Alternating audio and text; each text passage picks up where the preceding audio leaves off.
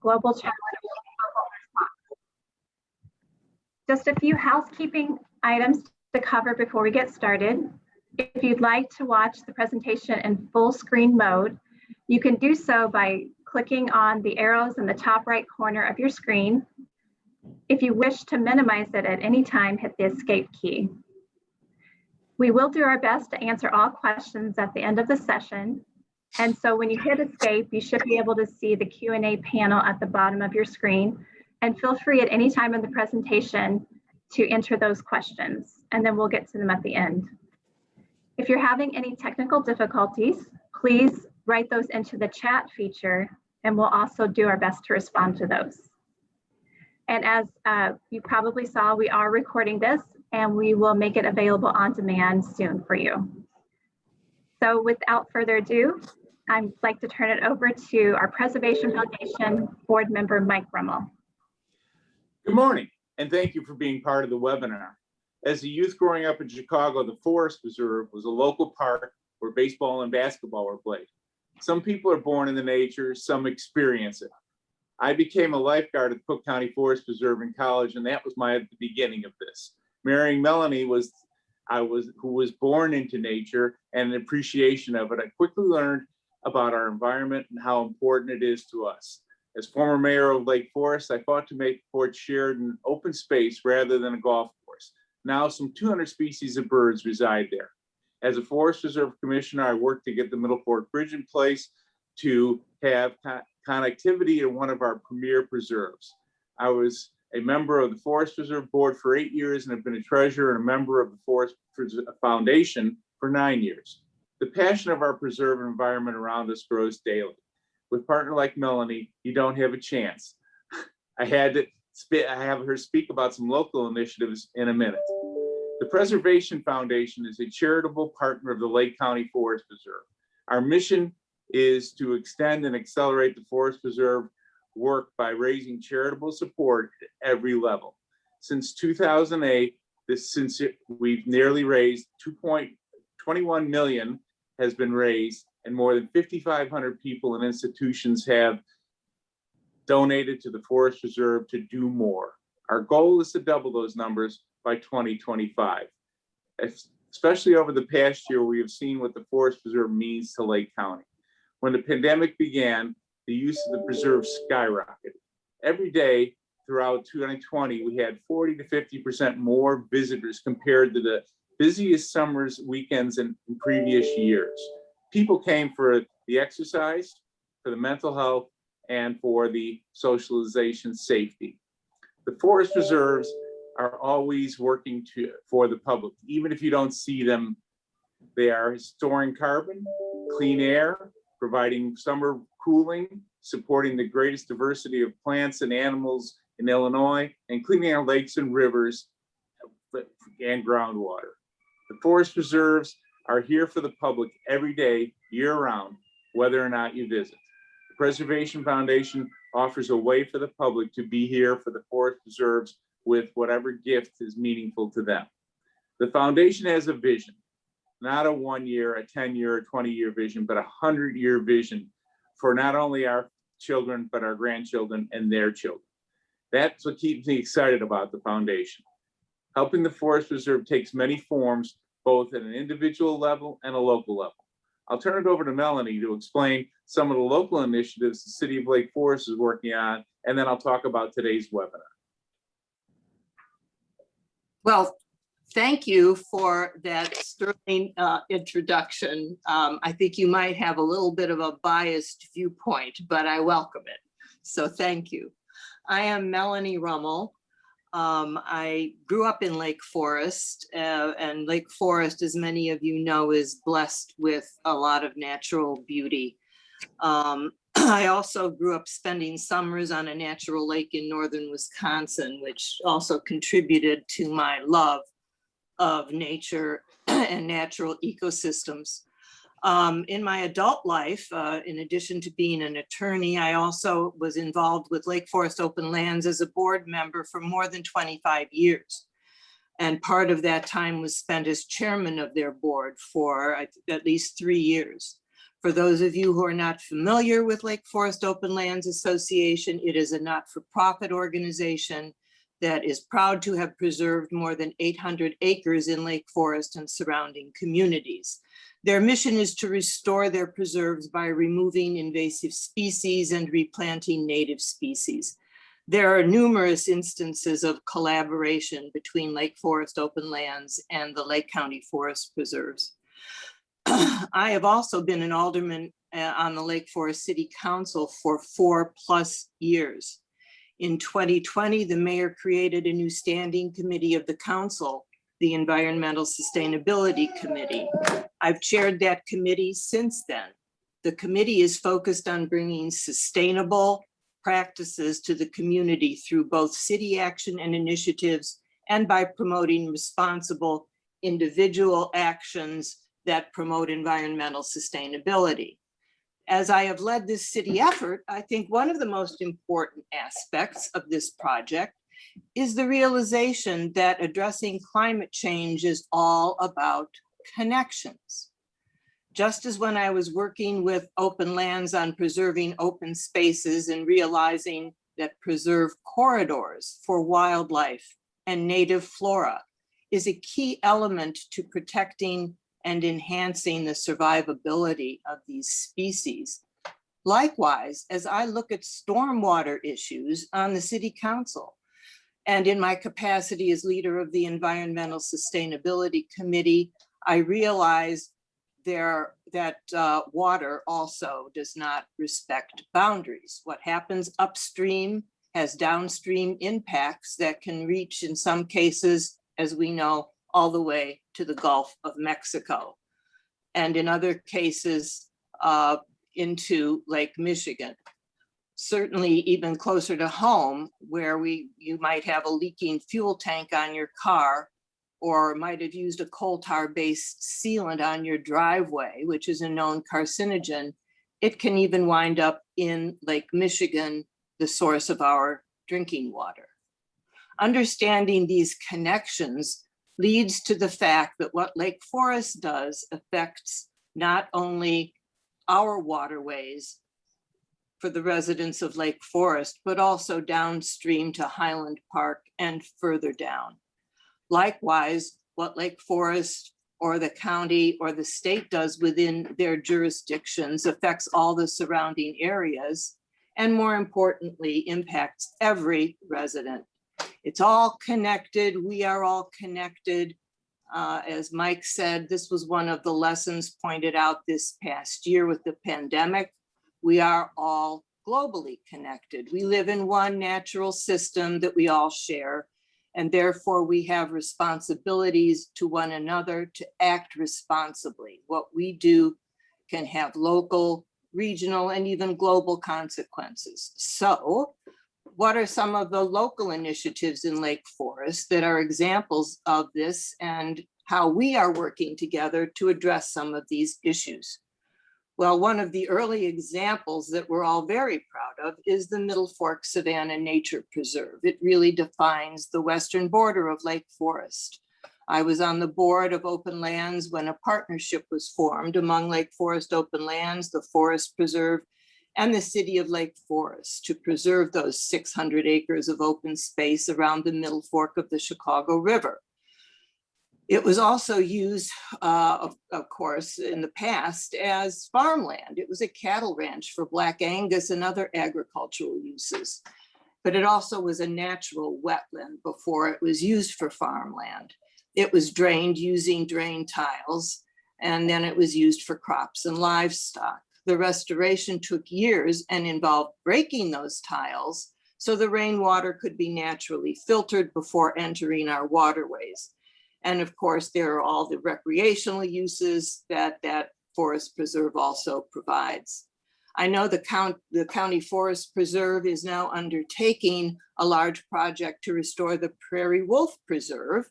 I think Ty, you'll be covering that a little later on, but I'm sure it will involve a similar process. And all of this will improve the water quality in that waterway. Another example of how the city was able to address an issue with the help of the county is our Burr Oak Storm Sewer Project. The sewers did not have the capacity to transport the volume of water to the outflow in the ravine, which incidentally happens to not be in Lake Forest, but Lake Bluff. So with the help of the county, the city was able to apply for a state grant to construct a stormwater detention vault under Western Avenue, which will allow the storm sewer system to remain unchanged with no increased flows to the existing ravine, even with the upstream water flow increasing.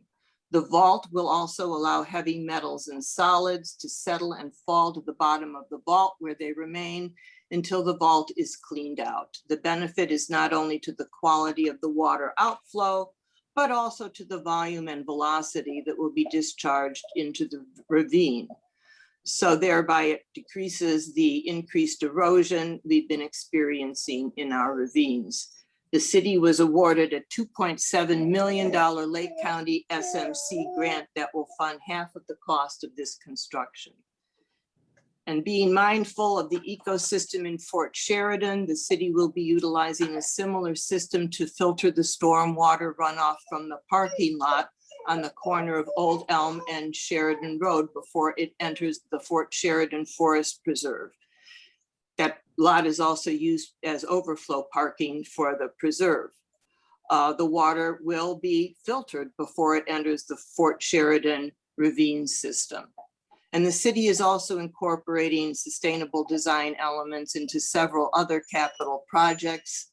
South Park is a park that's adjacent to the Robert McClory bike path, and it runs along Western Avenue. And the city is looking to incorporate bioretention, bioswales, permeable pavers, and native plantings in that area to help improve the filtration and pollutants that will be entering our water system.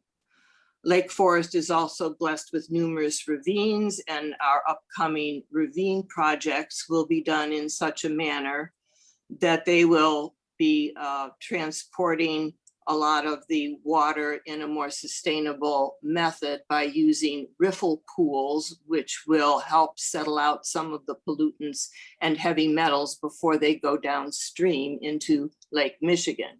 It's important to note that our ravines are also part of our stormwater system. Everything east of Green Bay Road flows into our ravines and directly into Lake Michigan with no real filtration system. Another way the city has depended on the county to further its environmental objectives is utilizing the studies and the related information that have come out of the watershed study groups. There is a group for the Des Plaines River watershed and one for the North Branch of the Chicago River watershed, and they recently released their water quality studies. The study shows a very high level of pollutants and heavy metals in these watersheds caused by urban runoff. The city is able to then utilize this data to reinforce and in some instances justify some of the initiatives we'd like to introduce to reduce the contamination entering our sewers, ravines, and subsequently our waterways. We also have utilized our electronic and mail communications to promote responsible ways to drain pools, utilize eco-friendly sealants, and ravine best management practices. So all these initiatives demonstrate in a very real manner how we all benefit from collaboration of federal, state, county, municipal, private non-for-profit entities, and importantly, how we rely on the cooperation, collaboration, and support of individuals who see these efforts as a priority and support them through their actions by being responsible stewards of our shared environment. Thank you. I think you can see that it takes a tribe to make something happen. And so thank you for the update on what's going on locally. But in today's webinar, we're going to share a few stories about how the foundation helps the Forest Preserve do more, specifically around the issues of water, as you just heard. Climate change, a global challenge, but you know, was doing the right thing in Lake County is the correct thing to do. Ty Kovach, our executive director, and Jim Anderson, director of natural resources, are going to share specific examples of how we are working to protect water quality in Lake County and in the face of the changing climate conditions. We're going to start with the preserve right in my district, which is the Fort Sheridan Preserve, which I mentioned earlier. Ty. Yeah, I think we're going to do a video here first, Mike. So let's just watch the screen and here it goes. Good morning. I'm Ty Kovach. I'm the executive director of the Lake County Forest Preserve District. And this morning I'm at Fort Sheridan, probably one of our most popular preserves that we have. People come here for a variety of reasons, but I think one of the main ones is that it's one of the few places that you have access to Lake Michigan, an overlook that I'm standing on right now, to take a look at this amazing resource that we have here in the Midwest, in the Great Lakes, and particularly Lake Michigan here. But it's not just Lake Michigan here at Fort Sheridan, it's just a variety of things. We have a really unique ecosystem here. We have ravines on both sides of me. We have a prairie in front of me. We have examples of some of the last remaining oak woodlands that once pretty much spanned it all along the western shore of Lake Michigan here. Lake Michigan is loved by everybody. It's this absolutely amazing resource that we have here in the Midwest, and we're really lucky in Lake County to have shoreline right along Lake Michigan on here on the west side. It makes me reflect on places I've lived where there was no fresh water. The only access to fresh water or to drinking water was either brackish or what you're able to collect from rainfall. And here, we struggle sometimes with too much water. We have large rain events in the summer that creates flooding, creates a lot of damage, and we just take fresh water for granted. Where other places they sort of wish they had the same problems that we have here is too much of it. If you think about the Lake County Forest Preserve District, we have a 100-year vision. And when I first got here 7 years ago, they asked me, well, what are you interested in? I said, I'm interested in water. And it's really about how we manage this and how we think about future generations and the impact that we're having right now with the decisions we're making on our landscape. Hey, I'm up. All right, so thank you everybody for joining us today. I'm here with Jim Anderson, and Jim and I are sort of going to tag team back and forth. And what we really want to accomplish here is that we want to talk about how we actually get this done. I think you're going to be surprised at how we actually approach these projects in terms of funding. And so I had sort of an aha moment here about 18 months ago when I was doing a similar presentation, only was in person. And I got some feedback afterwards and that, hey, Ty, great presentation, but you tried to cover everything.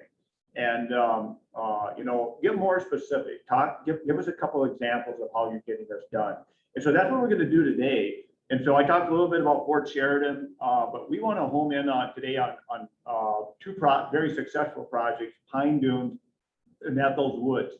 Jim's going to get into the specifics of it, but what I want to cover here just first before I turn it over to Jim for a little bit of that, actually a lot of that, and that we're approaching this. It's not all bond dollars. Typically, we do land acquisition and development. When we think about that, it's about development is about getting bond dollars to do that. That's not how we approach it. Really, is that we use bond dollars. We purchase the property. And then we think, okay, how can we actually restore this property, enhance this property, and specifically for water resources, and then public access, getting public out on it, and then for education purposes, so that we move forward to the next generation of managers and residents in Lake County, get better and better at this as we go forward. So Pine Dunes and Ethel's Woods is, perfect examples of how we use land act dollars to buy the property, but then to actually do the improvements on there, it's a very much different story.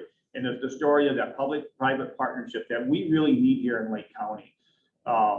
And I'm convinced that we are going to be the success story and the model going forward, how we do this. And an example that I like to use, which to me, just talks about how we actually accomplish this, is that when I go to work in the morning, much less so than like 5 or 6 years ago, you look at the people next to you and you're sitting at the intersection And you know what? They care about the environment. They want this all to happen, but you know, there's this assumption that somebody else is handling that.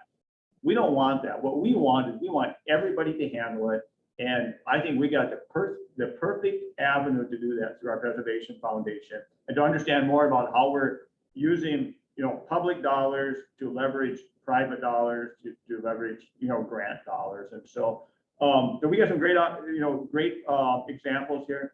Jim, can you talk a little bit about, because you were the absolute lead on and how we got Pine Dunes done and how we got Ethel Woods. And so I'm going to give it over to Jim a little bit to talk about those success stories that we have. So thanks, Ty. And so I just want to set the framework of what the Forest Preserve does and why it does it. And we're guided by the Town State Forest Preserve Act. And that talks about acquiring and restoring lands and keeping the flora and fauna in a natural state and condition. So when we begin restoration projects, we think about how we restore our lands. And the first thing that I do as a restoration ecologist is think about restoring the ecological functions, which includes soil formation, hydrology, the community structure, the community composition. And we do this to recreate the historical conditions that were on the landscape. And we want to create sustainable, healthy landscapes that increase species diversity and allows the preserve to provide ecosystem services. Mike was talking about these air quality, sequestering carbon, increasing infiltration, which stores water and reduces peak flows of changing climatic conditions we're seeing today. You know, so with that background, you can see that we're really about working on healthy landscapes and providing ecosystem services. The opportunity at Pine Dunes was rather very lucky. We, the Forest Preserve, had the opportunity to acquire this property. It's about 310 acres. And it was all open farmland, and a couple of wetlands were existing. But we also, through networking that we do on a regular basis through the Forest Preserve and partnerships, we partnered with the Tollway Authority, who needed to mitigate about 80 acres of wetlands for the western access for O'Hare Airport. And so we got together with them and created a project. And essentially we were looking to, as I mentioned, do those 80 acres. We came out with 120 acres of wetlands. And just to give you an idea of what that means, you know, I like to think about my job restoring things and putting animals and plants back on the landscape. But just as important is those ecosystem services that we talk about. So an acre of wetland can store about 1.25 million gallons per acre per year. And so when we start thinking about 120 acres at Pine Dunes, that's 150 million gallons of water. And if you add in what's stored in the prairie, the remaining acres, that's 47 million acres. And just to give you an idea of what that means, that's like 8 million bathtubs. So everybody can take a bath 8 million times in a year. Or you can visit 300 swimming pools. And so that's a significant amount of water that we're keeping off the landscape or putting on the landscape and keeping it from flowing down into the Des Plaines River. The Pine Dunes project sort of sits at a headwater of a tributary to the Des Plaines water. And essentially, in my mind, I would say that when I'm standing out there, I see it after a rain event, that site is doing a very good job of capturing every last drop. And it retains it and it releases it slowly over time. So that is creating an incredible habitat. When we get the hydrology right, when we get the structure right and the community composition, there's incredible habitat for wildlife species. And we're looking at a pair of trumpeter swans. We now have 2 pair nesting in Lake County, one here at Pine Dunes and one at Rollins. But the site at Pine Dunes is very open, very hilly. There's something that a lot of people don't think about. It's what we call a viewscape. And those viewscapes are very important for people to look at large blocks of land. And we look across it and you can see sandhill cranes flying through, red-tailed hawks, broad-winged hawks, And then if you got, if you're a good birder, you're gonna be seeing a handful of sparrows out there. And if you're really good, you might be able to see the smooth green snakes. So we are really trying to restore a site that gets the utmost diversity for the plants and animals, but also provides a really sustainable, healthy landscape in the long term. So that was a project that we did at Pine Dunes. And that project, the partnership brought in about $12 million from the Tollway Authority, and outside of the restoration, it also provided the public access to the reserve with a parking lot and a trail system. So I've been out on a couple of walks with some of our foundation folks and foundation donors, and they can't express enough how enjoyable that site is to be looking at it. So that's a Pine Dune story. We had another story called Ethel's Woods. We purchased that property. That was a nice property to purchase, both for the fact that it had a 60-acre lake on it called Rasmussen Lake, and also had a very large forest block on the eastern portion of the site, one of the largest forest blocks in all of northern Lake County. When we started looking at the lake, we found out that it ranked very low for water quality. In fact, it was the second worst lake in the county. And so as we start thinking about what are we going to do with this, we did a little bit of thinking and due diligence, and we found out that realistically the long-term maintenance of that lake just was not sustainable. We would have to spend a lot of money to get it back to a healthy condition, and then we would be back there time and time again because of its location below a lot of agricultural lands. So we came up with an idea to think about partnering with the local Stormwater Management Commission, who helped us get money through what's called an environmental planning grant from the US EPA. And so we looked at a plan to restore the woodlands, but also the contractor that we came up with an idea about restoring the natural water system that was there. The lake was put in 1957 as part of a farm operation, understand what they were doing, but for long-term sustainability, we really needed to think about taking the water out and restoring that system back to its natural habitat.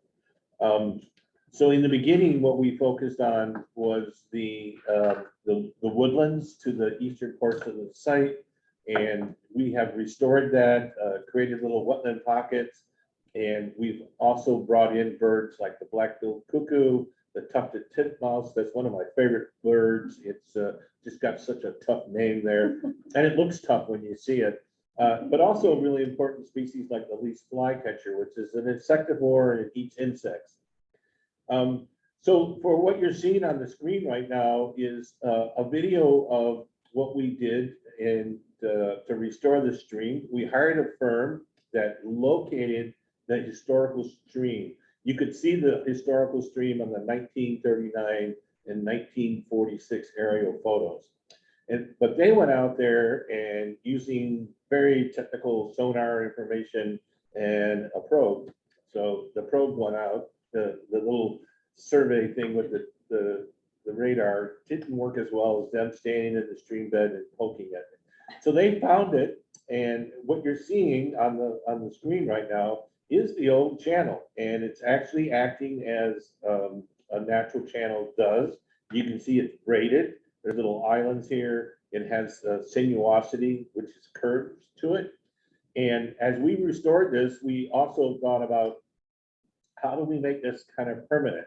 And one of the really interesting things that I found out about this is that we placed, and I know if you're going to love this name, a fabric encapsulated soil lift. We call them burritos, but they are placed right along the shoreline so that they stabilize the shoreline of the stream, because we still have this system hooked up to the main drainage, and when it rains, it floods, and when it floods, it can cause damage. But we've restored this stream, and we are now looking at the opportunity to start to reintroduce species. Unfortunately, there's a couple of dams downstream from us that separates us from the Des Plaines River. But taking out these dams are a really crucial portion to thinking about how we create habitat for aquatic resources. Aquatic resources can't move around these dams. So we've taken this one out and we took 3 out on the Des Plaines River. And they provide almost immediate increase in quality. And so we're looking for things like Iowa darter, rainbow mussels, and Dobson flies. And if you don't know what a Dobson fly is, look it up and don't be scared. They're pretty harmless, but they are very interesting creatures. And when they are found in the stream system, they indicate to us that we've achieved our goals. And I think we have in both of these projects really done the main thing that I think Ty is very interested in keeping going in the future is these partnerships. So we had 2 federal agencies, the US EPA and the United States Geological Survey involved in this project. We also had 2 state agencies, the Illinois Department of Natural Resources and the Illinois Environmental Protection Agency, which provided funding for this. And then, as I mentioned earlier, we had the Stormwater Management Commission were great partners in this project. So I don't know if there's anything else that we want to talk about. That's kind of my wrap up, but I think those are great examples, Jim. And I'd like to add just another example in here that I think is really tells what the story of what we're trying to accomplish in this private-public partnership. And so we just passed our 2022 budget yesterday at the board meeting, and not many projects on there anymore because we don't have the matching dollars that we've had in the past, or the development dollars or restoration dollars. But in my mind, there's one very important project on there, and it's an education classroom at Ryerson. And this would not have been possible for the district to do on its own. So the district needed those matching dollars to bring other dollars to the table. It's a $4.3 million project approximately for what we want to do in the first stage. And so the district used approximately $1.7 million of special projects funds, which are pretty much depleted now. But we needed that in order to attract an anonymous donor who we think will come to the table for $2 million. But we had to have our money put up front to it. And then we'll be approaching another foundation, which we hope will bring home the last of the dollars for that. None of it possible without matching dollars. And specifically, that is what we are trying to accomplish and what we will accomplish with our endowment. And so our endowment campaign is over a 5-year period. It's for $20 million. And so this is all around restoration. So we've taken 3 budget lines in our capital projects list around habitat restoration, tree planting, and reforestation, combined it into one. And so why this is so important for the future of Lake County is because it gives us those matching dollars in perpetuity forever. So no matter what happens in that, in that change, sometimes we have money, sometimes we won't have money, but we will always have that. After we buy the land, we do the initial restoration, we can maintain it then forever for future generations. That's why that endowment is so important. It is the perfect private-public partnership to give ownership. To go back to my other example, is that person sitting at the stoplight in the morning and they're worried about their work, but they can be involved. They can be involved through our Preservation Foundation, and knowing that they have a part of what a say-so what happens in Lake County.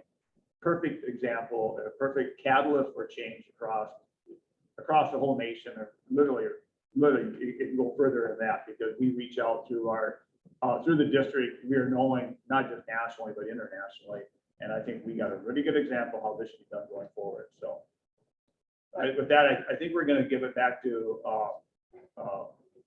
Mike.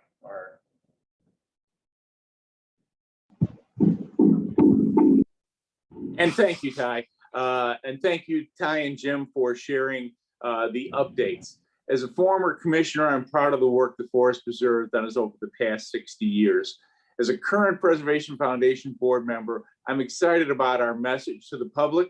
You can get involved in whatever way and whatever level that's meaningful to you. At Forest Preserves, we're always talking in terms of acres. We have nearly 31,000 acres and are the largest landowner in Lake County. If you want to take some local action on climate change to protect water in Lake County, you can start with your own acre, considering planting natives, reducing the amount of mowed turf. Even a small change makes a big impact on water quality all throughout Lake County. You can start with an acre of your favorite preserve. We welcome volunteers all year round to help with restoration and management. Or you can support the 31,000 acres of forest preserve with a gift through the Preservation Foundation. Every gift matters because every gift helps the forest preserve do more, as you've heard from both Ty and Jim.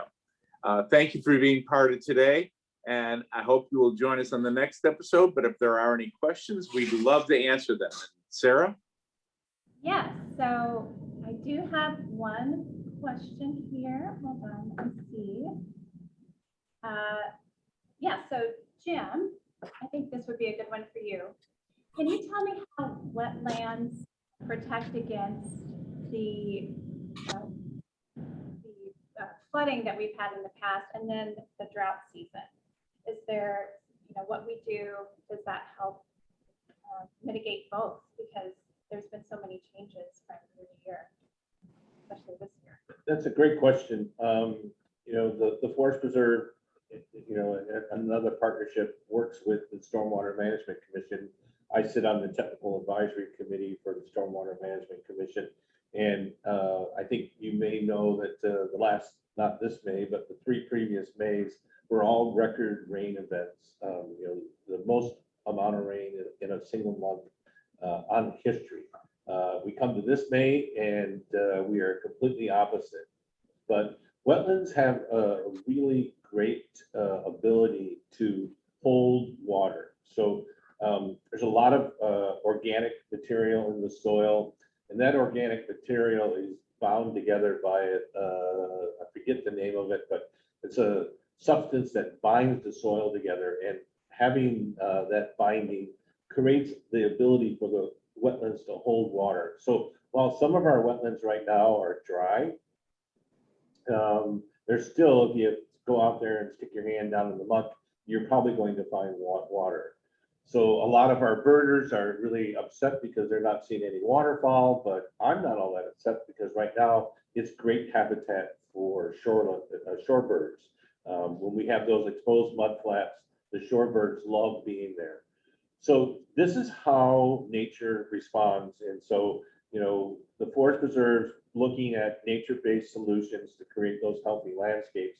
And part of this process is, we talked about pine dunes, Rollins Savannah is another example. We talked about Middle Fork, that we restored the wetlands at Middle Fork. At Lakewood Forest Preserve, we're doing the same thing. We're currently working with the Army Corps of Engineers to do a project on Dutch Gap, which is a 700-acre project. And so creating these large-scale projects like this, and if we can start to, I think Ty always talks about, we own 10%, but there's 20% of the land is protected in Lake County, but it's the other 80% that we have to address. And so we need to start encouraging people to have rain gardens, bioswales, including park districts and communities to think about planting more trees, which intercepts the rain. And so all these things are going to have to be put in place so that we can be able to deal with climatic conditions that are changing and rapidly. Last year I was telling Ty, I'm really worried about the eastern prairie fringe orchid, but somehow it survived those May rains. But now we have these drought conditions, so I'm worried again. But overall, these systems have a memory built into their gene pool to deal with drought years and wet years. And the structure of the system is also built to handle those droughts and those floods. And so if we can stop the drop at the top of the watershed, that's really a great place to start working on. And I just want to follow up on what Jim said. Nature is ever changing. In May of 2020, the lake was at its highest level. In the last recent drought month, we've lost 389 million gallons of water out of the lake, and the lake level has dropped a foot. So things change, and they change rapidly. And I'd like to add something there as well, that Jim focused on. The fact that 80% of the land in the county is not a forest preserve. So that's where local municipalities, not-for-profit organizations can really have an impact in encouraging environmentally sustainable practices with our residents through education, through ordinances, through communication efforts, and encouraging sustainable practices throughout our communities. It all comes down to the local level, really, when you're talking about trying to change practices that are going to have a meaningful impact on water quality. Are there any other questions, Sarah? I do. I have another. What animals specifically depend on wetlands? That's a Jim question. Jim, well, thank you, Mike. I thought you were going to answer it. So that's a good question. And so there's a lot of species that are dependent upon wetlands. And so I'm going to start with one of my favorites, which we call flatwoods, which is kind of the picture behind me. These are depressional areas in our woodlands.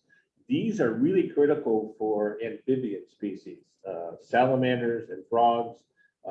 They work here. And one of the things that the foundation has done is provided dollars to the Forest Preserve and our to conduct work to bring back a species called the wood frog. So that's been brought back to MacArthur Woods, and we're now expanding that species to other sites. So these flatwood ponds are what we call temporary vernal pools. They have a whole array of invertebrates in it that are just, I'm just going to say it, way cool. When you pick up a jar, you look at it, and it's just crawling with life. Wood ducks, which they're dependent upon, even though they're called a wood duck, they are dependent upon wetlands. They nest in trees, but those trees are typically right next to wetlands.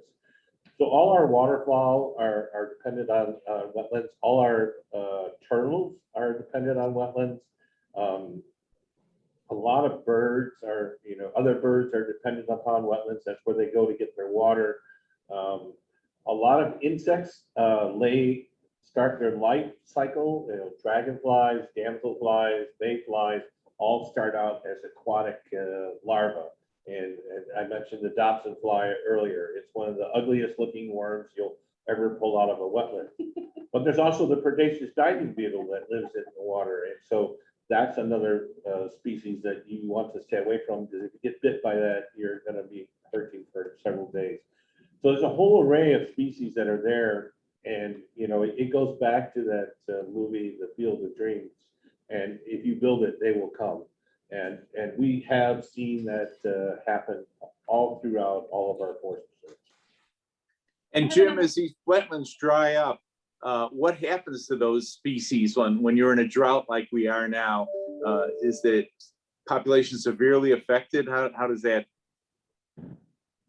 Well, so one of the interesting things that has happened this year is that, so the reason we're not getting any rain is because there's no water on the ground. It takes water on the ground to create rain, but we also are sitting under an incredible low depression, and that low depression has caused a lot of the waterfowl and all the warblers to migrate around Lake County. That they're at the lakefront, but for the most part they're out in Iowa. But when things get to these conditions, turtles dig themselves in and get down in the mud. Other species can go into a sort of a suspended animation where they can just sit in the mud. Again, while the water maybe not on the surface, the soil underneath is still holding them, and they just dig down to where they can sit and rest until the next rain comes, and then they come back out. So these animals are pretty much all very adaptable to climatic conditions.